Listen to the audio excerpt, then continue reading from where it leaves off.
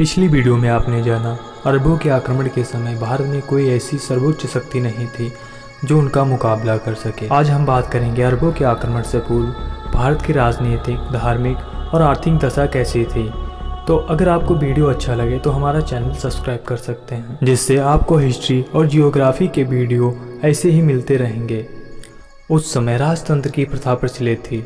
ज्येष्ठ अधिकार के नियम का पालन होता था। कभी कभी शासकों का चुनाव भी होता था। गोपाल, जिन्होंने पाल वंश की स्थापना की थी, प्रसिद्ध राजनैतिक दलों द्वारा उनका चुनाव हुआ था। संकट के समय राज्य के मुख्य अधिकारियों द्वारा शासकों का चुनाव होता था। थानेश्वर कन्नौज के राजा हर्ष के समय में भी ऐसी ही घटना हुई थी। स्त्रियों के शासक बनने के भी उदाहरण मिलते हैं। राजा असीमित व निरंकुश अधिकारों का प्रयोग करते थे और शासन में दैवीय अधिकारों में विश्वास रखते थे। राजा कार्यपालिका का प्रधान, सेना का मुख्य सेनापति और न्याय का स्रोत होता था। वह निरंकुश नहीं हो सकता था क्योंकि उससे धर्म के अनुसार राज्य करने की आशा की जाती थी। मंत्री व्यवस्था। मंत्री गण राजा की सहायता करते थे। मंत्रियों की संख्या स्थिति व आवश्यकता पर निर्भर रहती थी। कुछ मंत्रियों के नाम इस प्रकार थे: संधि विग्रहिक, सुमंत, महादंड नायक, महाबलाधिकृत, अमात्य, अक्षपदाधिकृत। इन मंत्रियों के अतिरिक्त पुरोहित अथवा राजगुरु भी होते थे, जो धर्म विभाग का अधिकार होता था। मंत्री की स्थिति अपने चरित्र, योग्यता, राजा द्वारा उस पर विश्वास पर निर्भर होती थी। क्षेत्र विभाजन। उत्तर में प्रत्येक साम्राज्य कई प्रांतों में बटा हुआ था। इन प्रांतों को भुक्ति कहा जाता था। दक्षिण में वह मंडलों में विभक्त था। इनके लिए कहीं कहीं राष्ट्र अथवा देश शब्दों का प्रयोग भी किया जाता था। प्रत्येक प्रांत उपरी के अधीन हुआ करता था। उपरी प्राचीन काल में बड़े अधिकारियों की पदवी को कहा जाता था। प्रत्येक प्रांत कई जिलों में विभक्त था। इन जिलों को विषय कहा जाता था। इनके अधिकारियों को विषय पद कहा जाता था। गांव शासन प्रबंधन की प्रथम इकाई था। प्रत्येक गांव में एक मुखिया और गांव में वृद्ध व्यक्तियों की एक पंचायत होती थी। गांव का अध्यक्ष अधिकारीन कहलाता था। नगर का प्रबंधन नगरपति के अधीन था। राज्य की आय का मुख्य साधन राज्य के भूमि से भूमिकर, अधीनस्थ राजाओं से भेंट, चुंगी कर, सिंचाई, नावों व खदानों आदि पर कर थे। इसे भाग कहते थे। तत्कालीन धार्मिक स्थिति।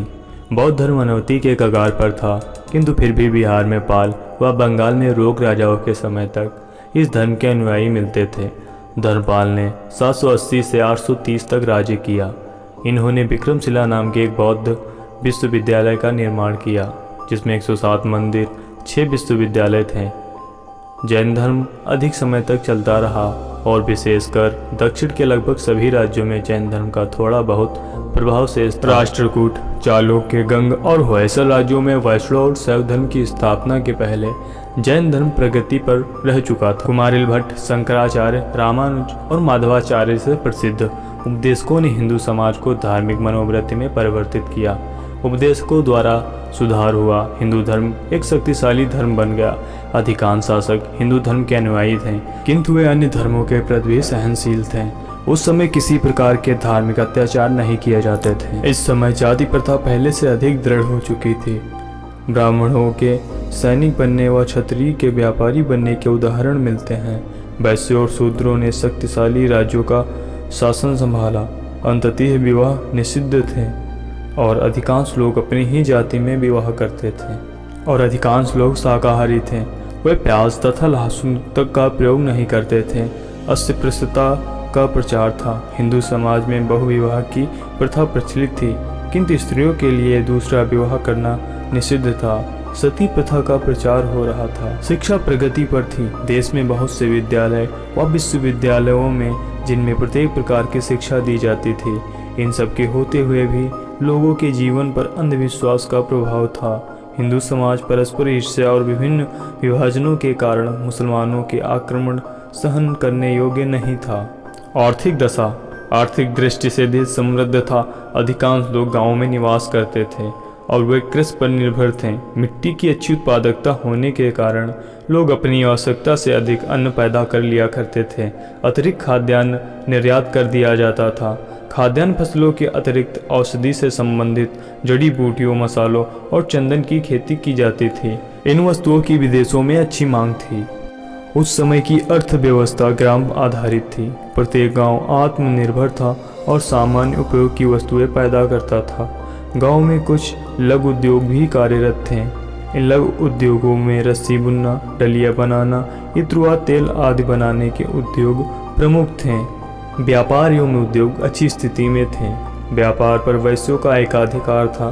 यद्यपि व्यापार दुकानों से ही चलता था, लेकिन चलती फिरती दुकानें और घोड़ों पर सामान लादकर भी बेचा जाता था। बंजारे लोग बड़ी बड़ी बैलगाड़ियों पर कृषि व अन्य उपयोगी वस्तुएं लादकर देश के एक क्षेत्र से दूसरे क्षेत्र ले जाते थे। स्थानीय साहूकारों का भी तत्कालीन अर्थव्यवस्था में महत्वपूर्ण स्थान था। ये साहूकार हुंडी और ब्याज पर ऋण उपलब्ध कराते थे। यद्यपि तत्कालीन जनता प्रसन्न और संपन्न थी, किंतु समाज के विभिन्न वर्गों की स्थितियों में काफ़ी अंतर था। जनता का सामान्य वर्ग बहुत अधिक खुशी नहीं था और धनाढ्य व्यक्ति वैभव का जीवन व्यतीत करते थे। समाज का धनाढ्य वर्ग निर्धन लोगों की मदद के लिए धर्मशालाएं स्थापित करता था। ये था अरबों के आक्रमण से पूर्व भारत की स्थिति। अगर आपको जानकारी अच्छी लगी हो तो आप चैनल को सब्सक्राइब कर सकते हैं, लाइक, कमेंट और शेयर कर सकते हैं।